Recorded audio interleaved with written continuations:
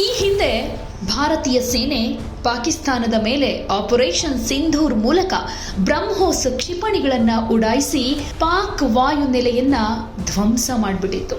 ಅದೇ ನೂರ್ ಖಾನ್ ವಾಯುನೆಲೆ ಮೇಲೆ ಈಗ ಅಫ್ಘಾನಿಸ್ತಾನದ ಪಡೆಗಳು ಭೀಕರ ವೈಮಾನಿಕ ದಾಳಿಯನ್ನು ಮಾಡಿವೆ.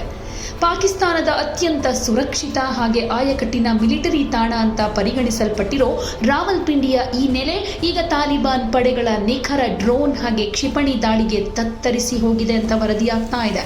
ಭಾರತದ ಪರಾಕ್ರಮಕ್ಕೆ ಸಾಕ್ಷಿಯಾಗಿದ್ದ ಈ ನೆಲ ಈಗ ಅಫ್ಘಾನ್ ಪಾಕ್ ಯುದ್ಧದ ಕೇಂದ್ರ ಬಿಂದುವಾಗಿದ್ದು, ಜನರಲ್ ಆಸಿಮ್ ಮುನೀರ್ ನೇತೃತ್ವದ ಪಾಕ್ ಸೇನೆಗೆ ಇದು ಸುಧಾರಿಸಿಕೊಳ್ಳೋದಕ್ಕಾಗದ ಪೆಟ್ಟು ಕೊಟ್ಟಿದೆ.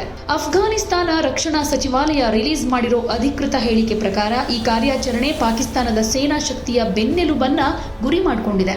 ಅತ್ಯಂತ ಆಯಕಟ್ಟಿನ ಪ್ರದೇಶವಾದ ರಾವಲ್ಪಿಂಡಿಯಲ್ಲಿರೋ ನೂರ್ ಖಾನ್ ವಾಯುನೆಲೆ ಮೇಲೆ ಅಫ್ಘಾನ್ ಪಡೆಗಳು ನಿಖರವಾದ ಡ್ರೋನ್ ದಾಳಿಯನ್ನ ಮಾಡಿವೆ. ಈ ದಾಳಿಯಲ್ಲಿ ವಾಯುನೆಲೆಯ ರನ್ವೇ ಮತ್ತು ಅನೇಕ ತಾಂತ್ರಿಕ ವಿಭಾಗಗಳಿಗೆ ಹಾನಿಯಾಗಿದೆ ಅಂತ ವರದಿಯಾಗಿದೆ.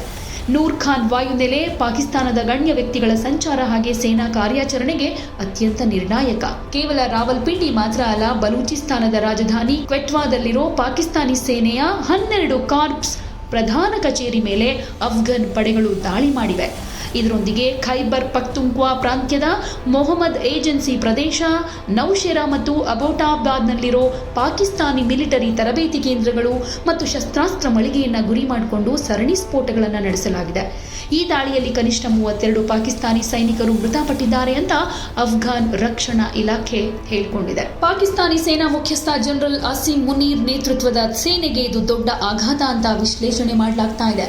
ಇಲ್ಲಿ ತನಕ ಅಫ್ಘಾನ್ ನೆಲದ ಮೇಲೆ ವೈಮಾನಿಕ ದಾಳಿ ನಡೆಸ್ತಾ ಇದ್ದ ಪಾಕಿಸ್ತಾನಕ್ಕೆ ಈಗ ತನ್ನದೇ ನೆಲದ ಒಳಗಡೆ ನುಗ್ಗಿ ಅಫ್ಘಾನ್ ಪಡೆಗಳು ದಾಳಿ ಮಾಡಿರುವುದು ದೊಡ್ಡ ಮುಖಭಂಗ ತಂದಿದೆ.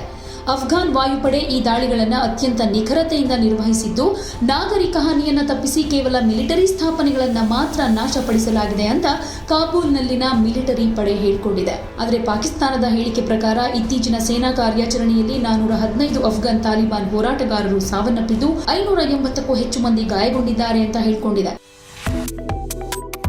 Subscribe to One India and never miss an update. Download the One India app now.